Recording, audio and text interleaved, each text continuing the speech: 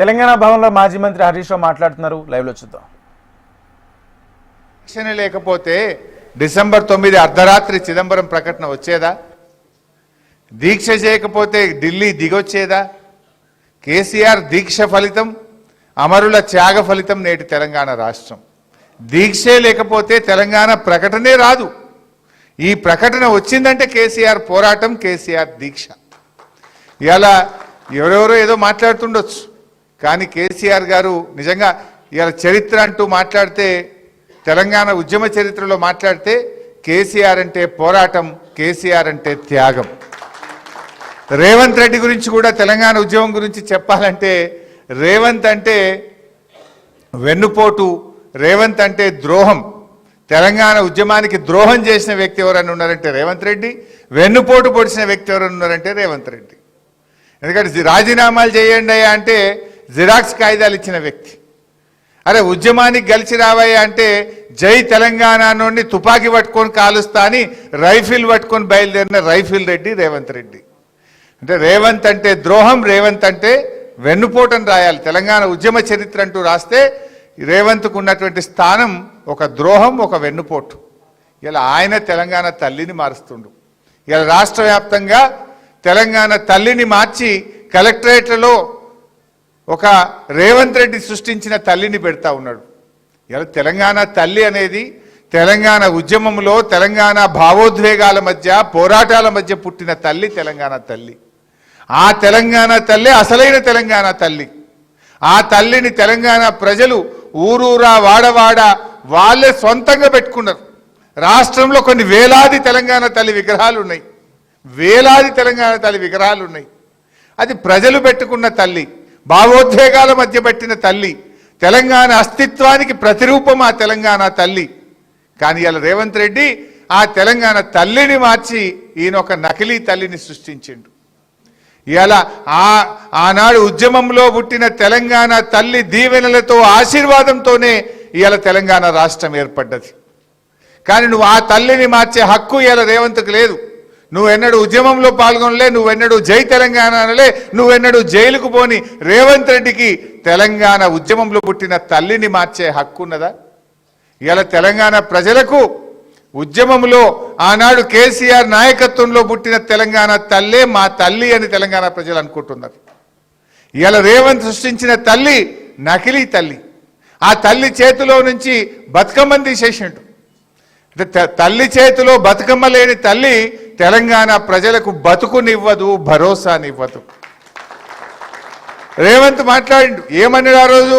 అరే నన్ను గెలిపింది, తలరాతలు మారుస్తా, నేను మార్పు తెస్తా, తెలంగాణ ప్రజల తలరాతలు మారుస్తా అన్నాడు. తలరాతలు మార్చలేదు కానీ తెలంగాణ తల్లిని మాత్రం మార్చిండు. గింతే నువ్వు మార్చింది ఏమైనా ఉంటే. నువ్వు ఏం మార్చినావు 2 ఏళ్లల్లా? ఇలా ఎరువుల కొరత తెచ్చినావు, విత్తనాల కొరత తెచ్చినావు, ధరలు పెంచినావు, కరెంటు కోతలు తెచ్చినావు, రైతు బంద్ ఎగ్గొట్టినావు, రైతు బీమాకు డబ్బులు కట్టవు, మహిళల్ని ఆగం చేసినావు, మొత్తం రాష్ట్రాన్ని ఆగం చేసిండు. ఇలా తెలంగాణ అస్తిత్వాన్ని దెబ్బతీస్తున్నాడు రేవంత్ రెడ్డి. నిజానికి ఇలా తెలంగాణ రాష్ట్ర ప్రభుత్వ చిహ్నంలో ఉన్నటువంటి కాకతీయ తోరణం తొలగిస్తా అంటాడు, చార్మినార్ను తొలగిస్తా అంటాడు, తెలంగాణ తల్లిని మార్చేస్తాడు. నువ్వు తెలంగాణ అస్తిత్వాన్ని దెబ్బతీస్తున్నావు.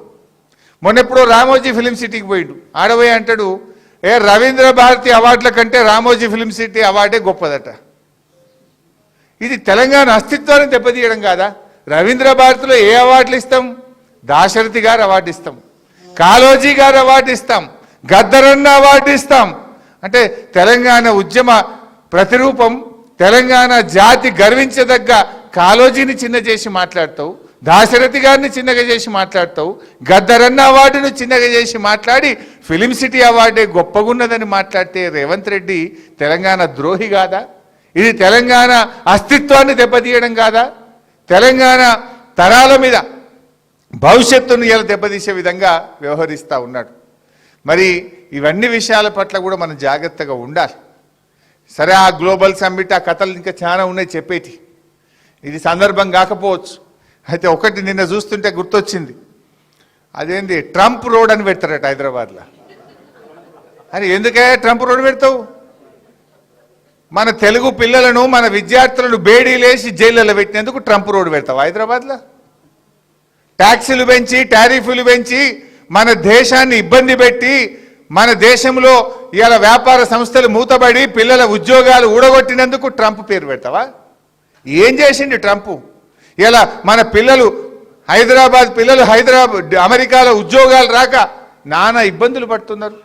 విద్యార్థులకు ఫీజులు పెంచిండు ట్రంప్, చదువుకోవడానికి అమెరికా పోకుండా ఫీజులు పెంచి బేడీలేసి మీ టారిఫ్లు పెంచి భారతదేశాన్ని ఇబ్బంది పెడుతుంటే ఈయనట ట్రంప్ రోడ్డు పెడతాడట.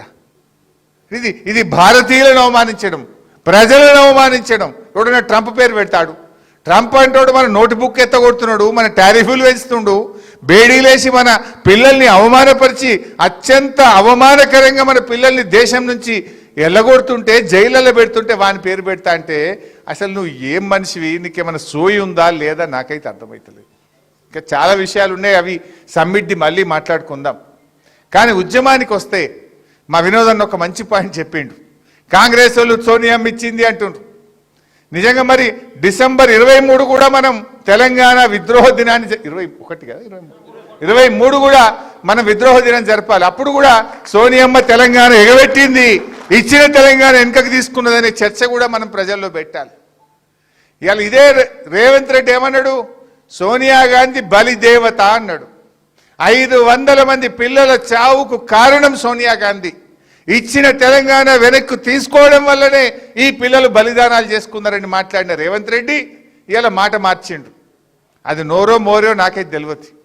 అప్పుడు బలిదేవత అంటాడు, ఇలా దేవతనట. ఆమె పుట్టినరోజు కనుకనే తెలంగాణ తల్లిని మార్చి పారేసిన అంటాడు. మార్చే హక్కు నీకెక్కడిది? నువ్వైనా జై తెలంగాణ అంటే, నువ్వు ఉద్యమంలో పాల్గొంటే, తెలంగాణ భావోద్వేగాలు నీకు తెలిసి ఉంటే, తెలంగాణ పోరాటంలో నీ భాగస్వామ్యం ఉంటే నువ్వు ఆ తల్లిని మార్చేవాడివి కాదు. నీకు అవగాహన